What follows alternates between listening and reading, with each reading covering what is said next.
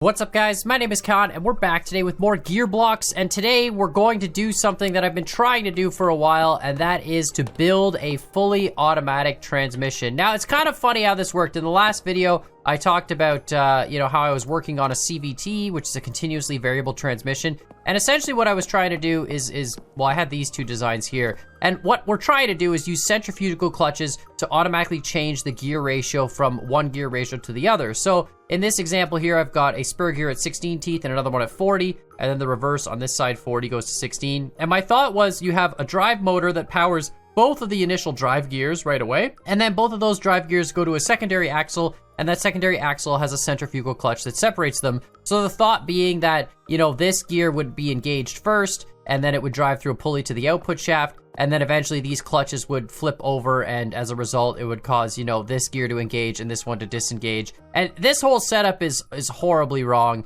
And I kind of knew that right away, just because this centrifugal clutch would have to be the other direction. This one would also have to be the other direction. And what ends up happening if we spin it up is that, like, you can see our motor is set to 700 RPM, and we're only really getting like 281, which is essentially this first gear ratio. And the second gear ratio just basically slips through both of these clutches. It doesn't actually, do anything. It's spinning and it looks like it's spinning, but it's just slipping through both clutches. So I thought, okay, let's try a different version.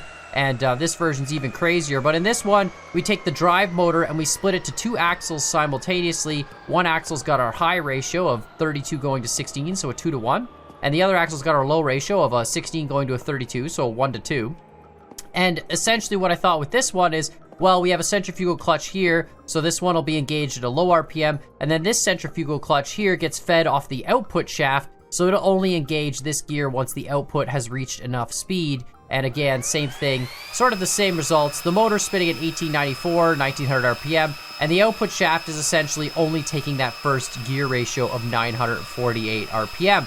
And it was really annoying me because, like, I was looking at all the clutch settings and I was like, well, it's engaging. It should be disengaged at 900. It should engage up to 2000. Like, why is this not working? And I tried all sorts of different things. And then finally I ended up talking to a buddy of mine, Blueflame, who, like, is really sort of the guy that I talk to about all technical stuff. Pretty much every time I post a technical video, Blueflame and I have these long DM conversations where we just sort of discuss it. And as he said, it's kind of like, I'm kind of like his sounding board for technical things. I like to think that he's my sounding board for technical things, but essentially we always just sort of discuss different ideas and eventually come up with something, and I end up making a video on it. And so he actually was like, well, Con, you can take a centrifugal clutch, and there's no reason you can't do that. And you could have the engaging RPM actually lower than the disengaging RPM.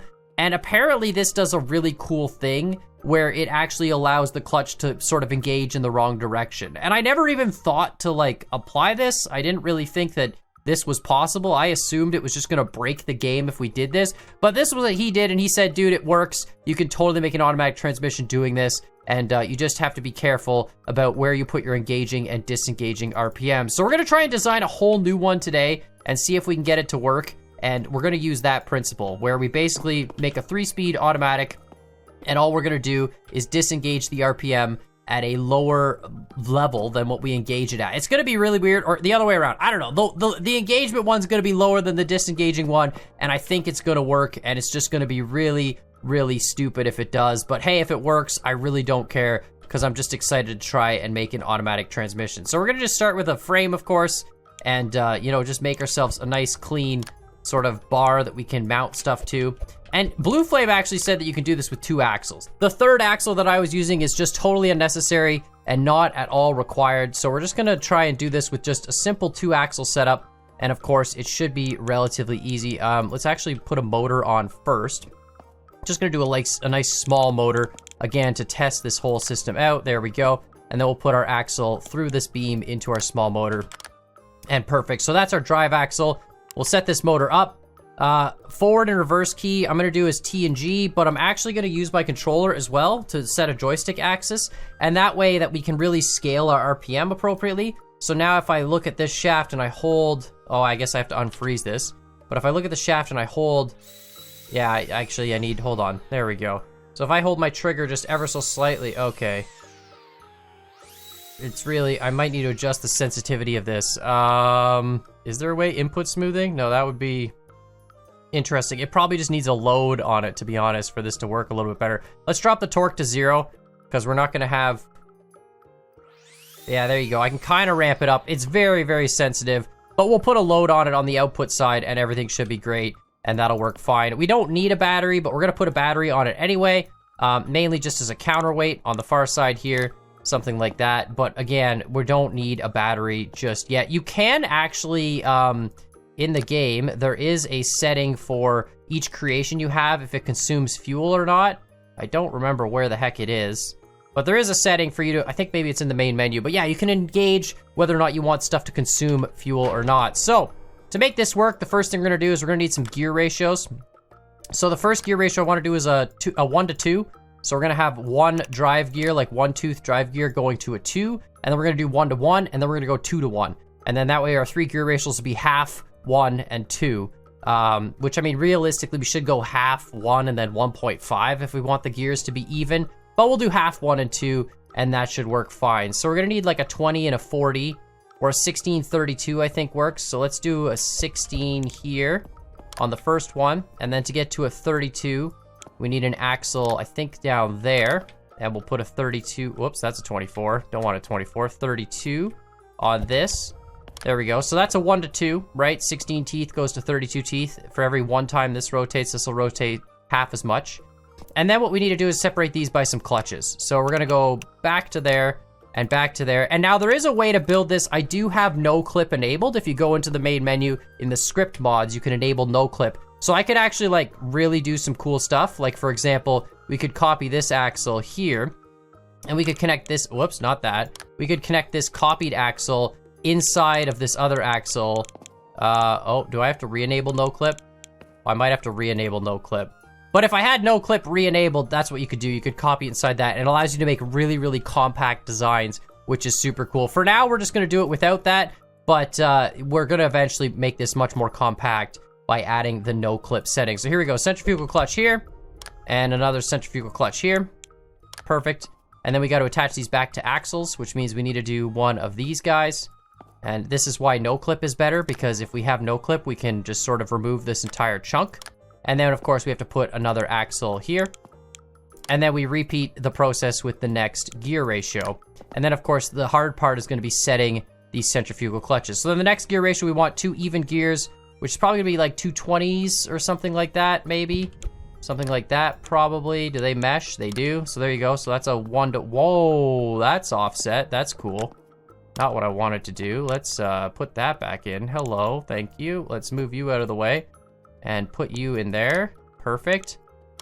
And now they don't mesh. Okay, so I need a slightly bigger gear. There we go. Perfect. All right, so that's 1 to 1. So 1 to 2, 1 to 1. And then again, we repeat the same process. We go here, we go here, we go centrifugal clutch, like so, and another centrifugal clutch. Perfect. And then we repeat these connectors. And again, we are going to do no clip and make this a whole heck of a lot smaller. And then we do the final gear ratio, which is just another 2 axles here, like this, and like this. And we can put another bar on this side, something like that. Perfect. And let's just extend this out so that is attached. Done. And then we reverse this gear ratio. So this is our high gear there, and this is our low gear here. And then this can get retracted back and connected there and connected there. And this is our output shaft. And let's put a tire on that so we have some weight that we're actually spinning.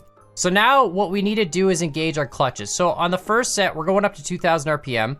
So on the first set of clutches, we want this one to, let's drop our torques to 100. I don't know if the torque matters, but let's pretend that it doesn't. Let's just leave them at maybe 100. It might matter, it might not. I actually don't know about that, but our motor torque is set to 100 as well, so maybe that's okay. On our first clutch, we want this one to engage at, I don't know, 500 or 600, let's say, and that's basically gonna be at what point it switches out of this gear. So it's gonna go up to 600, and let's say at, well, it's gonna go up to, sorry, it's gonna go up to 590, there we go, and 600. And then we're gonna basically, at 600 RPM, it's gonna engage this clutch, which means it's gonna pass the signal along to the next gear, and 590, it's gonna disengage it, right? And then on the second clutch, if we think about it, so this one's running at 600 RPM, this one's gonna be half that, so this one's gonna be at 300 RPM. So we want this one to disengage, or engage at 300. and disengage at 310, right? So this one is going to disengage when it's anywhere above 300 RPM, and it's going to stay engaged below 300. We can actually probably go even higher, 340 and 350, 360. Doesn't really matter, because as soon as this second gear engages, the shaft is going to be going way, way faster than 360 RPM, right? But up to that point, because this one's going 600 RPM, this one's going to be 300 RPM, and then this shaft is going to be slow. So that should work for the first gear. And I think we'll be fine with that. And then for the next one, we want to pick basically our next engagement point. So let's say like 1,000 for this one, maybe even higher. Let's go like 1,100. And again, we're going to engage at 1110 and 1100 and disengage at 1090, right? We'll keep that. So at 1100 RPM, it should shift out of this next gear once we get up to that speed. And then this one, since it's a 1-to-1, it's actually the exact opposite. So we're going to go 1100 here and disengage at 1090. So at 1090, this shaft is going to... This is very confusing, I know. But like basically at 1090 RPM, this will be engaged, and at 1100 RPM, it won't engage, and this will disable itself. So at anything less than 1090 RPM, this whole shaft is engaged, and then above 1100 RPM, this shaft disengages, which is the point at which this shifts, right? And then it'll click into this last gear, which is always just engaged. All right, so now theoretically, if I engage this slowly... Whoops, that's really hard to do. All right, so really, really slowly, we're doing, 300 RPM, 400 RPM in the initial, so our output shaft is doing 200, right? Which makes sense. And now if I get this above the 600 point, it should click into second gear, where now our output shaft should click over. There you go, now it's doing 600 RPM. And it should match, which it does. Perfect, and now if we go even higher, it should click into the last one. And our shaft should go way above 2,000. Oh my god, this actually works. This is insane. Look at that, 1,200, 2,600, the whole shaft. 1,400 on this because this clutch is not engaged. And this is doing crazy speeds. And now if we bring it down, this one should... It's so hard to actually watch this happen, but it's happening.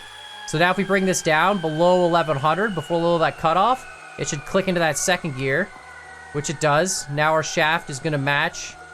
That one won't matter because this clutch isn't engaged, but now we're at 1,000, and our output shaft is matching that 1,000. And then we get down to here, this one's 500, so if we go even lower,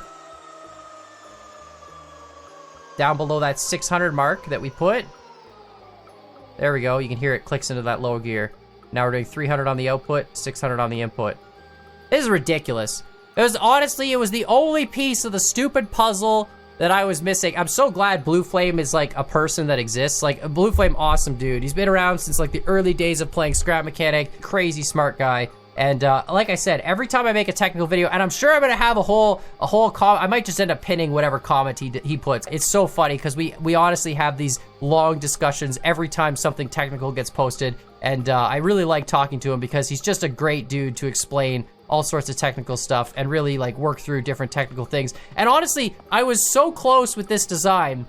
I can't give the guy enough credit. I was so close with this design, but I was never smart enough to be like, you know what? What if I take the output shaft and reverse these numbers? Like, what if the engagement RPM is less? I thought that would just break the game and it wouldn't work, but it actually reverses the way the centrifugal clutch works. Now, I don't know if that's like intentional by the dev or if that's just the way the game code works, or, it doesn't seem to me like that would work in real life because a centrifugal clutch, once it spins up, like it engages because it's spring loaded. I don't know if there's a reverse version of that, but I mean, this is just brilliant. I never thought to do this. I thought your engagement RPM always has to be higher than your disengaging RPM, but that's not true. What's happening is basically this shaft engages, right, once it hits the critical RPM, and then this one disengages once it gets below this RPM, right? Or once it's above this RPM, sorry. So this clutch is engaged at 350 or less, but once it gets above 360 on the output shaft, it turns off, it disengages, which is like, it's like reversing the curve. You know what I mean? Like, I wouldn't have thought this would work because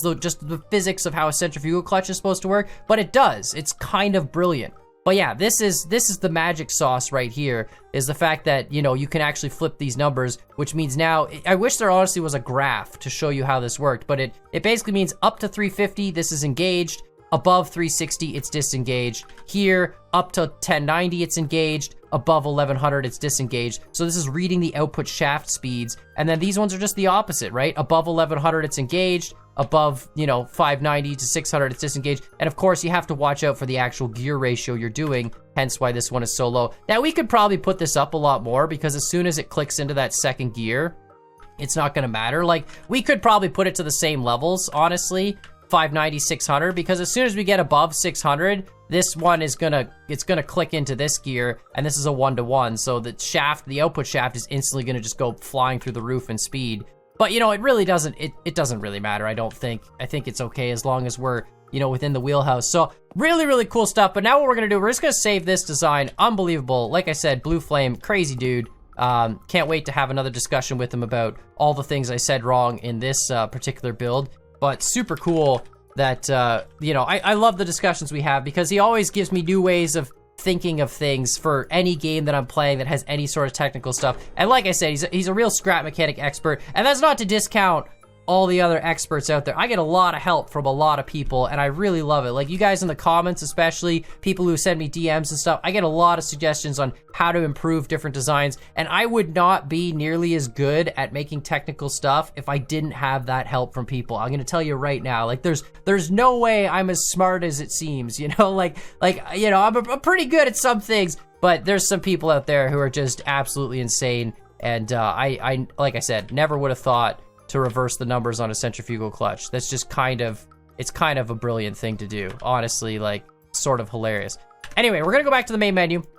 I'm gonna show you guys how we're gonna make this a lot smaller. So if we go to script mods here in the main menu, and we can go to the dev has a bunch of these script mods. So we go part collision. We don't really need that. We need builder tool extension, I think. And if we go to builder tool extension, we can basically just click that on, and then we're good to go. It should be on now, actually. I might have had to redo it. But there we go. We click builder tool extension, and then I think, do I have to do part collision too? Maybe I have to do part collision as well. I don't think I have to, because I don't have anything that's, we'll leave that open anyway for now. But yeah, it just brings up a menu, and now we can go back into the sandbox here. I don't think I need no clip, but we can now, let's load up that same transmission we had. 3-speed automatic, there we go. And we can make this thing a whole lot smaller now. So all we gotta do is just essentially remove these bars. And we can remove this bar, yeah. And remove this. And these are like sort of the big things that let you go from axle. But now what I can do is actually remove this axle. Well, not entirely, but we can take this gear and put it right on the edge of the centrifugal clutch, like that. And then we can take this axle, and I should be allowed to mesh it with the, excuse me? Why can't I mesh that? Prevent interpenetration when attaching parts. Oh, whoops. Yeah, I had that in the wrong direction. That's my bad. There we go. I can leave that open. Yeah, now I can take this axle. If I grab any axle, doesn't matter. Let's grab this one. But now I can take it, and like, I should be able to just take this axle, shrink it down a little bit, if it'll let me. Okay, we got too much stuff here in the way. Let's keep our clutches in order, though. Which one is this? Is this the top one or the bottom one? That's the bottom one.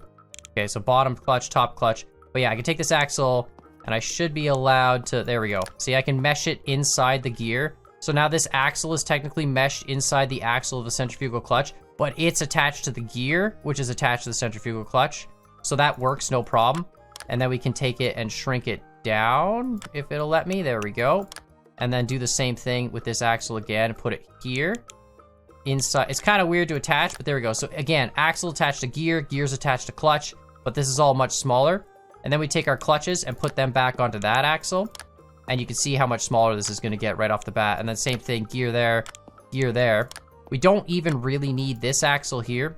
We can put it on anyway if we want that extra support. Oh, I did not attach this to the right spot. There we go. But yeah, we can take this axle, we can put it there if we really want to attach it, do something like that. No, excuse me, into the middle part of the gear. These gears with the side teeth are great, but like, I accidentally always put it to the side gear, but there we go. And now you can see just how much smaller this device is. Something like that. And then there, and then now we go like this. And now if we unfreeze...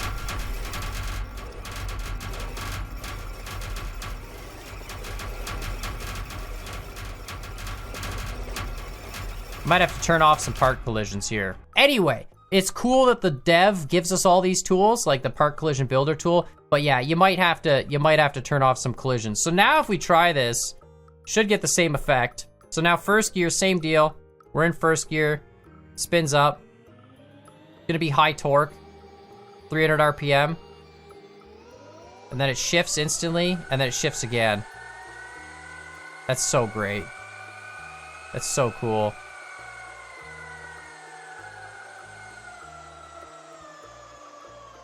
And you can see it drop as soon as it drops into that other gear. You can see the difference. So 300 and then it boom, it cranks up to 6. And now we're still in like a 1-to-1 ratio. Where if I'm at 1,000 RPM here, I'm at 1,000 RPM there. And then as soon as we click again, then 600 on the up. Yeah, that's so good. Unbelievable. Unbelievable. The only piece I was missing was the stupid reversing. I feel so stupid for not trying that. In all of my CVT tests, I was like trying to manipulate the output shaft with the centrifugal clutch going in the opposite direction, which is essentially what we're doing here. But I was trying to get the centrifugal clutch to spin up the opposite way, right? Where as the output shaft gets faster, the clutch is disengaged. And as the input shaft gets faster, the clutch is engaged, right? So this one engages, this one engages. These are perfectly engaged. Like these are both fully engaged at the slow speed, but they disengage as the output gets faster, and these get engaged as the input gets faster. So this is disengaged, disengaged, engaged, engaged, and then engaged, disengaged, engaged, disengaged, right? And that's how it shifts through the gears. And I tried to do this by reversing centrifugal clutches on my output shaft with both of my designs, but I never thought to just reverse the stupid numbers. I feel like such an idiot for not being like, why don't I just reverse the numbers? Because like, that would make sense. But no, I was trying to reverse clutches and try different engagement RPMs, and it was never actually able to shift through the gears. Now we're gonna take this thing, and we're gonna slap it in our chassis, because absolutely, we're just gonna put it in the default chassis with none of the fancy steering and stuff. This is just a normal default chassis. All right, so here we go. So first gear, right? We're moving. I should probably set my steering axle to like my steering on my controller. That would probably help. Hold on, let me just brake here a little bit. Okay. I might need more torque on the motor too. Now that we've actually put a load on the system, we're gonna probably need more torque. So let's just freeze this up. Let's change the controls on this. Joystick axis for steering. And then let's increase the motor torque. RPM, sure, let's crank the torque up. All right, so now let's see what this does. So first gear. I probably need to bring the centrifuge torques up as well. I think our clutches are probably all slipping because the torques are only set to like 100 or whatever the heck they are. So let's actually just jack all those up to max. I don't really know how much that matters or not. Here we go, max there. Such a cool system though. Honestly, like really, really cool. And then, you know what, we're gonna actually, let's see what this does. Hold on, let's see if this makes a difference. Oh yeah, huge difference. Now our clutches don't slip. I think it's the amount of torque the clutch can handle before it slips. I'm like 99% sure that's what it is. But now we're in first. Should eventually shift into second. Can't really tell what gear you're in. I mean, you kind of can. Our motor honestly isn't powerful enough either. So that's the other issue now we're running into. So let's just put a bigger motor on this guy. And then we're gonna take this to the track and see how it does. I have a feeling this is gonna be so much better with a fully automatic 3-speed. So let's put a medium motor on this thing. No, can I, excuse me? Hello, do you not fit? There we go. Perfect, and let's control you with, again, just the joystick axis. And that's all good. We can power you up. Doesn't need to be hooked into the batteries. So here we go. Oh yeah, right, I should adjust the torque on it as well. Hold on, let's see what we can put the torque on this to. 2000 RPM, peak torque, max torque, 1000, done, excellent, let's go. Yeah. Oh my god, it's a rocket ship. That's so good. All right, let's take this to the track. This is the coolest thing. This is the coolest thing ever. It's literally a completely automatic transmission. It feels more like a CVT though, because you don't feel the transitions between gears. Like maybe I'm wrong, but like maybe on the track you'll feel them a little bit more. But we are shifting through the gears, but you don't really feel it. It just feels like you're constantly increasing in speed. And the reason this is better than just having a fixed gear ratio is because now you're gonna have high torque in this first gear, and then medium torque, and then low torque. But that's gonna scale as you increase your speed of your vehicle. So just a really, really cool concept. Now I will say, I'm always on this track. There are a bunch of other tracks as well that we can run. I've just always been running this one just to sort of, you know, have some consistency. And we're gonna disable, like, yeah, there we go. Now we can break the stupid thing. All right, let's see what happens here. This is great, full automatic test. We don't have any Ackerman though, but we do have an automatic. So let's see, full speed ahead. It actually feels really, really cool.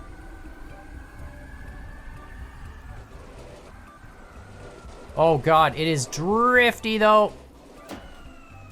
Yeah, it is very, it doesn't have brakes. Oh wait, I do have brakes.